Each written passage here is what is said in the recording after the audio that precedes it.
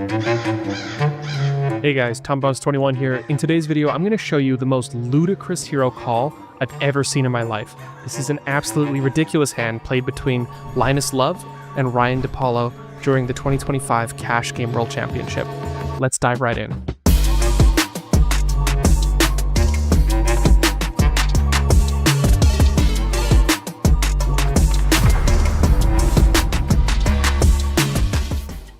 This is a 5-handed table. These guys are playing 10 KNL. So each one of these units is equivalent to $1 US. Now, Linus Love opens in a hijack. And we've got Ryan DePaulo streaming. He defends in a cutoff. 3-2 suited, calls it a tilt call. Rig deck also calls. And we're 4 ways to a flop. Linus c-bets. And Ryan's got a decision here with bottom flush draw, and he raises. The other two players get out of the way. Linus calls, and now we get a very interesting turn card. Trip kings on board. So his flush draw is not looking so pretty anymore because any pair beats him. Now Linus correctly recognizes the situation. He realizes that weird spot. The equities have shifted. I'm totally out in the woods here. Like, I have no idea what is going on, you know? And Ryan's lost. He doesn't know what to do. I'm gonna fold. He knows his hand is weak, but he calls anyway. And now we get quads on board. So this is a game of who has the higher kicker. I gotta go for it. I gotta rep the ace high flush draw, I guess. I gotta rep the ace high flush draw. Linus checks. But what did I raise flop with, right? It doesn't make sense. So what am I saying I raised the flop with? An ace high? Yeah, I guess I would. Ryan shoves. He's got the nut low, so. I obviously have the ace. No, god damn it. What? Yo, what is this guy, the best in the world? And Linus calls with 8 high. So, yeah, it's absolutely ridiculous because, okay, just in case you were paying attention, his pair of 8s doesn't play, right? Like, Linus is beaten by any 9, any 10, any jack, any queen, any ace beats him here. So to make this hero call, you have to put your opponent on like exactly like the type of hand that Ryan has. Just an absolutely insane call. Let's take a look at the Gto analysis. The first step to solving this is to find some reasonable pre-flop ranges as a baseline. So what I'm going to do is I'm going to open up these ante ranges because they're actually playing with ante, and I'll select 7 max. And chip EV with a 2.25x open. So this is pretty close to what Linus actually had. I'll use general because these have cold calls. Now, you'll see in a moment that this is not a very precise analysis. It's just kind of like a rough baseline. The antes in game are actually a fair bit bigger than what we have here, but it doesn't matter for our purpose. So Linus opens hijack and Ryan defends here. This is the calling range. You can see it's a pretty wide defend, but Ryan's wider than he should be. So he's defending hand like 3 deuce here, which is not a call. This hand, even with the bigger ante, this would not be a call. He knows this. He calls it a tilt call. He's doing it anyway because, well, he's the action player. Button folds. Both of the blinds defend. Now, keep in mind that these are all high stakes players and one Ryan DePaulo, so they're trying to get into pots with him. They're playing pretty wide, probably much wider than this, to be honest. Regardless, I'm only going to go 3 ways to a flop because that's the limitation of our software right now. And I'm going to go ahead and customize this so it is closer to the actual betting tree in game. All right, here's my betting tree. I've got everything set up. Now I'm going to start with a kind of like pseudo GTO setup. We're going to solve that just to set expectations. And then I'm going to adjust it based on Ryan's play and show you a more exploitative analysis that's closer to what's happening in game. So just to go through this, flop is king, king, 4. Big blind checks. Hijack bets small. Action on cutoff, and you can see there's no raising here. Cutoff should just be, calling or folding at this point, but Ryan decides to raise it up with 3 deuce, which is, it's not even here, but 6 5s and raising 7 6. Anyway, he raises. Big blind gets out of the way, so does small blind. Action on hijack, and here 8 is a pure defend. Turn is a king, and you can see that as soon as the turn comes a king, like this is a fantastic card for Linus's range, and he knows that, right? Because the thing is, he's defending with like all of these pocket pairs, which have all of a sudden just been upgraded to a full house, completely negating like any chance of losing to Ryan's flush draws.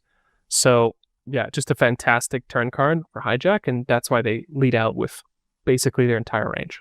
Linus, of course, sees that. He donk bets, and here Ryan's in a pretty tough spot. Now, here he should just be folding his flush draws. They're just not good here, right? Like, maybe, okay, yeah, if you have like ace, queen, ace, jack, these hands are, you're actually drawing to like hit the ace or the queen. You don't really care about hitting the spade, right? At this point, the only thing that matters is like drawing to boats. But anyway, Ryan, he thinks here for a second. He says, well, I should fold. But again, he just makes the tilt call, so he calls anyway. And then on the river, we get the final king, which is just so fun. So we've got king, king, 4, king, king. And at this point, remember, it's just the highest kicker that wins. It's actually not a fantastic card for Linus's range, because his great advantage was that all of these hands were boats. But now all of these hands are just kickers. Like, you went from like kings full of 8s to like king, king, king, king, and then 8 kicker. So his full house has now been downgraded, and he gets beat by any 9, any 10, any jack, any queen, any ace. So he checks here, which just seems correct. Then here, Ryan's supposed to polarize, betting like ace high for value, and then the 5 kicker as a bluff, or, 5 or 4 or lower. So it seems like here, if you get you with 3 deuce, then it kind of makes sense to shove with 3 deuce, right? But maybe you shouldn't be getting you with that hand in the first place. Then here, facing the shove, Linus's 8s should just fold. So it seems like at first glance that Linus has made like an exploitative call. But now I'm going to do a more, let's say, closer to reality solve, just to show you like how this can change if we change some of the underlying assumptions. So this is a very special table. This is the VIP table at the Cash Game World Championship. So what it is again, it's 10K NL, so they're playing with $10,000 buy-ins. There's no rake. It's 0.33 big blind ante per player, which is a pretty big ante. And importantly, it's a 7 deuce game, which means that if you win the hand with 7 deuce, every player at the table has to pay you 5 big blinds. Now, moreover, Ryan, he's actually the designated action player. So I'm not using that as an insult. I think Coin Poker is actually like paying him to be there and to spice up the games. And for that reason, it creates these kind of like interesting exploitative dynamics. Nevertheless, just the 7-2 game by itself changes things considerably. So let's dive back into Gto Wizard with the 7-2 game in mind. Knowing that this is a 7 deuce game, we should alter the players' ranges so that everyone has 7 deuce in range. I'm also going to go ahead and extend Ryan's range down here, so he has all of these low pocket pairs and suited connectors, including 3 deuce. Next, because Ryan's supposed to be the action player, we can assign him a profile that makes him a little more splashy. So I can pick one of these preset ones, but I think I'll make my own. I'm going to go ahead and add a new profile. We'll call it the Ryan DePaulo. We'll make it red for angry. So I think he's going to be a little bit splashy. So we'll have, let's say, bet and raise it 3, call it 5. So what this does is it makes a player that's kind of loose and splashy. So they're going to bet and raise more, and they're going to call more. Okay. And we'll go ahead and make a new solution. All right, here's our new solution. So we check, action over the hijack, and you can see they're not really supposed to lead out very much here. And this is because when they check, they expect the splashy player to do a lot of betting. But Linus leads out, and here we can see that cutoff is never supposed to be raising here, really. But we notice that they're folding hands like 7-2 here. I don't think that happens in the 7 deuce game, so I'm going to go ahead and node lock this. What we're going to do is just make 7 deuce raise. Okay, now we'll also make Ryan's exact hand raise, as he did in game. And I'm going to make sure that previous nodes are unlocked so that players can anticipate this.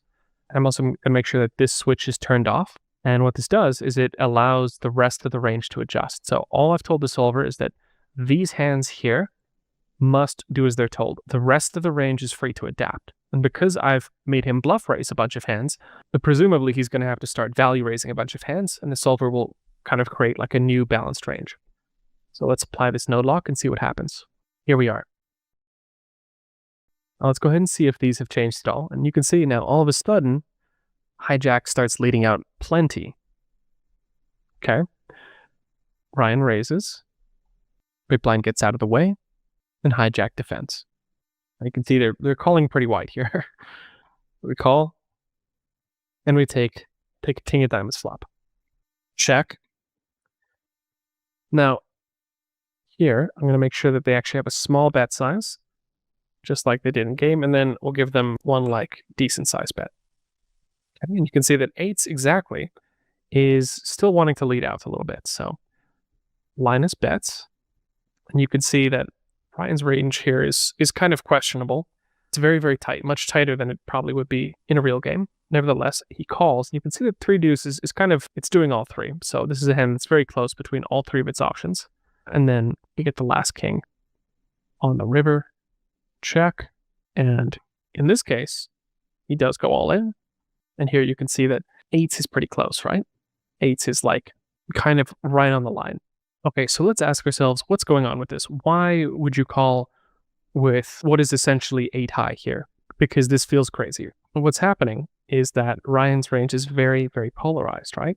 So he either has an ace or he has like 7 deuce. Now, part of the reason that 8s is even close here is the fact that 7 deuce is giving up a lot. So we take a look here. These hands are just checking back and like just giving up a ton. But in reality, with a 7 deuce game on, you would expect these hands to bluff, right? So let's go ahead and node lock that. I'm going to go all in with both of these hands. Shove. And now 8s is an easy call because it beats 7 deuce, right? Any hand that beats 7 deuce is going to be a pretty good call here. This is just like the nature of how this works, right? Because if you expect that your opponent is bluffing with a lot of 7-2 and the board is king, king, king, king, 4, well, any hand that has, a higher card than a 7 is going to be a reasonable bluff catcher. And in this case, you could see that a hand like 8-8 actually has 50% equity, which is a perfectly reasonable call. So that's why Linus Love called down with 8 high in this spot. Hands like that are why I love the Cash Game World Championship. You get to see some of the most talented people in the world showing you how poker ought to be played. With that said, I'd like to dive into the 7 deuce game strategy a little bit because this is becoming a more and more popular poker variant, but there's not a lot of theoretical coverage on how it works. Now, for starters, there's no solver that can solve the 7 deuce game right now. Not because it's particularly hard to do this, but there's just not enough demand for it right now. But that said, we can still cover it on a theoretical basis. So the way it works is that if you win with 7 deuce, everyone at the table has to pay you 5 big blinds. In this case, they're playing 5-handed, it's 10 KNL, so that works out to a $2,000 bonus to any player that wins the hand with 7 deuce. Now in theory, what this does is it means that folding is slightly minus EV, because if you fold, there's a chance your opponent turns over 7 deuce, and now you need to pay them an additional 5 big blinds. And so because folding is slightly minus EV, you should call down slightly wider. You should be more willing to defend and less willing to fold. Moreover, the aggressor should size up and bluff less often overall. And the reason is that, well, they're anticipating that they're going to get called down wider because the 7 deuce game is on. And in order to make the defender indifferent between a minus EV fold and a minus EV call, they should size up and bluff less often overall as a function of their overall value to bluff ratio. Additionally, because they're so inclined to bluff with 7 deuce, other hands that feel like natural bluffs should give up more often in order to, quote unquote, make room for the 7 deuce bluffs. So that's the idea. The aggressor is being, sizing up, being more value heavy. The defender is calling slightly wider, and neither player really wants to give up with 7 deuce. I really enjoyed making this one. I hope to see a lot more cool hands coming out of the Cash Game World Championship. And let me know in the comments if you guys want to see some 7 deuce off theory in the future. Maybe we'll even add it to Gto Wizard, who knows. All right, that's all for now. Take care.